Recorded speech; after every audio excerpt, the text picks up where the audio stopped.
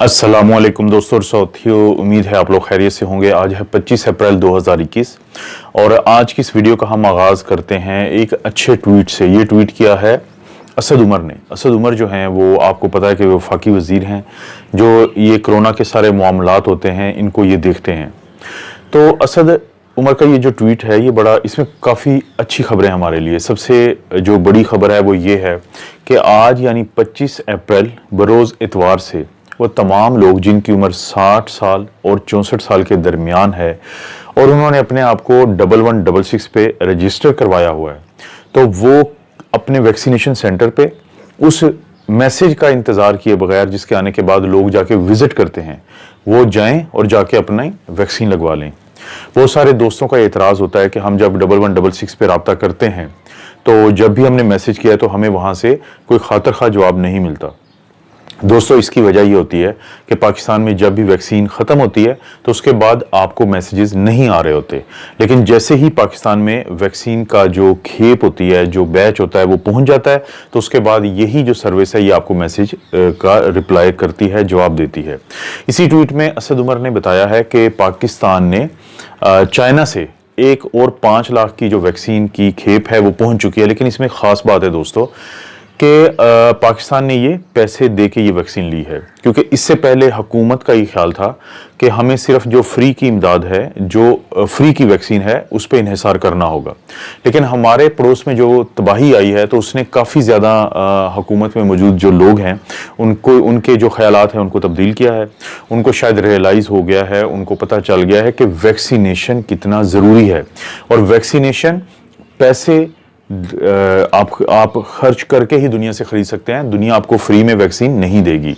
तो एक इसमें ये ट्वीट में अच्छी बात है। दूसरी एक अच्छी बात ये है, और दोस्तों ये भी याद रहे कि 65 साल या उससे ज़ायद उम्र के लोग जो हैं वो इससे पहले ही मुख्तलिफ सेंटर पे जाके, जब उनको एक दफ़ा वो 1166 पे अपना शनाख्ती कार्ड नंबर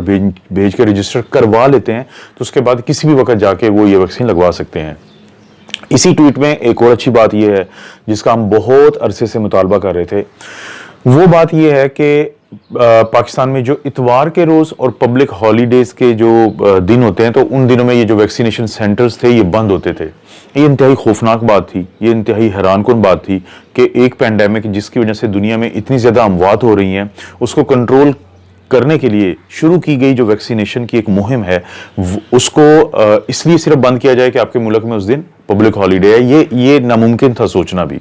अब ये फैसला वापस लिया गया है और ये इसी ट्वीट में बताया गया है कि इतवार के रोज़ भी ये जो वैक्सीनेशन सेंटर्स हैं ये खुले रहेंगे, जैसे कि आज का दिन है, तो लोग जाके अपनी जो वैक्सीन है वो करवा सकते हैं। क्योंकि दोस्तों सब लोगों को पता है कि साइनोफार्म की वैक्सीन तो खसूसी तौर पे एक इंतहाई मुफीद और इंतहाई एक महफूज और जिसके साइड इफ़ेक्ट बहुत कम है वो वैक्सीन समझी जाती है, और तमाम जो बुजुर्ग हैं वो ये लगवा रहे हैं और उनको लगवानी भी चाहिए। इसलिए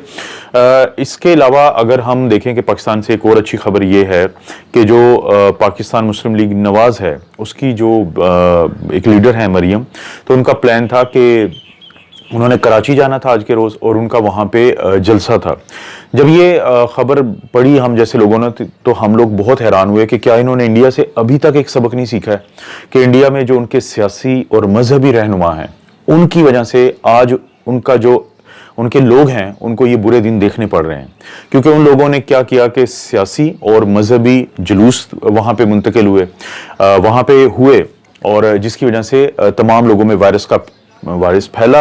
और उसके बाद से आज उनके ये हालात हैं। ये जो कहा जाता है कि म्यूटेशन की वजह से, दोस्तों ये म्यूटेशन की वजह से नहीं है। ये जो पिछले 3 महीने में वहाँ पे बुनियादी गलती की गई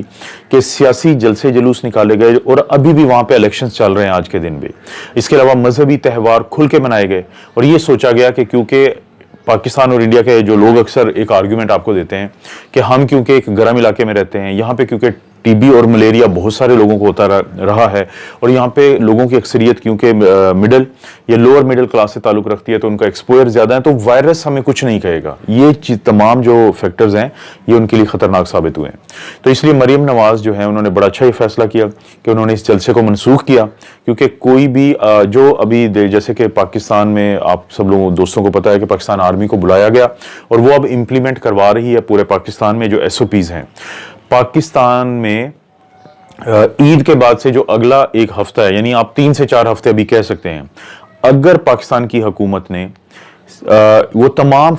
स्टेप्स उठाए जो लोगों की जान बचाने के लिए ज़रूरी हैं, तो हम उस किसी बड़े सानहे से बच जाएंगे जो इंडिया में हुआ है। लेकिन अगर ऐसा नहीं होता है तो दोस्तों फिर वही खुदा ना खास्ता सब कुछ हो सकता है जो हमें अभी इंडिया में नज़र आ रहा है कि वहाँ पे अगर आप देखें तो उनके कॉरिडोर्स में, उनकी गलियों में गरीब लोग जो हैं वो ऑक्सीजन ना मिलने की वजह से उनकी ज़िंदगियों को नुकसान हो रहा है। और ये जो हुकूमत में कुछ लोगों का ख्याल था कि लॉकडाउन इसलिए नहीं लगाना चाहिए कि उससे गरीब मर जाएगा। अभी तक आप लोगों ने कोई ऐसा शख्स नहीं देखा होगा अपने इर्द गिर्द जो इसलिए खुदा न खास्ता मर गया हो कि उसको रोटी ना मिली हो। लेकिन ये आप इंडिया में देख रहे हैं कि बहुत सारे जो गरीब लोग हैं जो बीमार हुए हैं कोरोना से, तो उनको ऑक्सीजन ना मिलने की वजह से बहुत ज़्यादा यानी कि नुकसान हो रहा है। दो बहुत अच्छी खबरें हैं, लेकिन उससे पहले मैं अपडेट कर देता हूं कि पाकिस्तान में गुज़िश्ता 24 घंटे में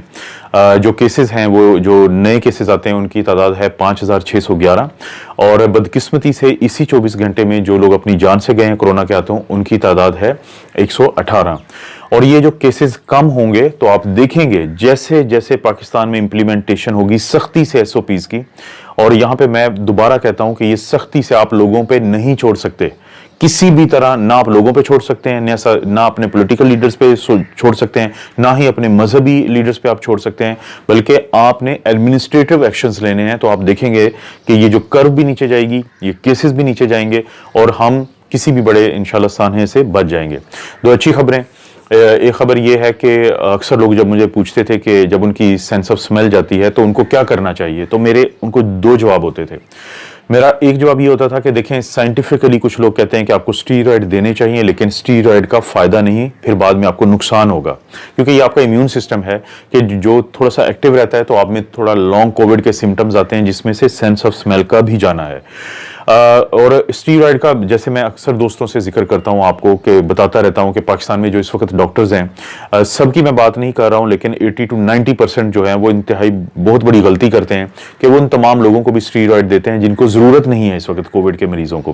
क्योंकि कोविड का सिर्फ वो मरीज जो ऑक्सीजन पे है या खुदा न खास्ता वेंटिलेटर पे है, सिर्फ और सिर्फ उसको स्टीरॉयड दे सकते हैं। मैं इस बात को बहुत ज़्यादा नहीं करना चाहता, फिर और किसी वीडियो में डिटेल से बताऊंगा। तो स्टीरॉयड सेंस ऑफ स्मेल के लिए इसलिए मैं कहता था कि आप मत लें, और उनको मैं कहता था कि आप अपने घर में मौजूद कोई भी ऐसी चीज जिसकी स्मेल काफी ज्यादा है उसको दिन में 3 से 4 मरतबा उसको स्मेल लें, तो आहिस्ता आहिस्ता आपका जो ये सिस्टम है ये वापस आ जाएगा। अब जो नई स्टडीज आई हैं उन्होंने बताया है, 4 चीजों का उन्होंने नाम लिया है कि 4 ऐसी चीजें जिनकी जो सेंस ऑफ स्मेल है आप उसको पहचानते हैं, आप उससे वाकिफ हैं, उनकी स्मेल ज्यादा है, तो आप उनको दिन में 3 से 4 मरतबा सूंघें तो ये आपकी सेंस ऑफ स्मेल वापस आ जाएगी। वो क्या 4 चीजें, वो उनमें शामिल है किन्नू, उनमें शामिल है पुदीना, उनमें शामिल है लहसुन, और उनमें शामिल है कॉफी। तो ये जो 4 चीजें हैं अगर आपके घर में मौजूद हैं तो आप इनको अरेंज करें, और जिनको ये सेंस ऑफ स्मेल का प्रॉब्लम है तो वो इनको दिन में 3 से 4 मरतबा स्मेल लें इनको सूंघें, तो उनका ये मसला हल हो जाएगा। आज की जो आखिरी अच्छी खबर है वो आई है जॉनसन एंड जॉनसन के बारे में, जो आर्जी तौर पर रुकावट हुई थी अमेरिका में कि जो इसकी जॉनसन जॉनसन के इस्तेमाल की, तो उसको उन्होंने रुकावट को हटा दिया है और अब वहां पे दोबारा इसके इस्तेमाल की इजाजत दे दी गई है। और इसकी वजह क्या बताई गई है वो मैं आपको एक्सप्लेन कर देता हूं कि वहां पे 80 लाख लोगों को ये वैक्सीन लगी है और उनमें से 15 केसेस थे जो ब्लड क्लॉटिंग के थे,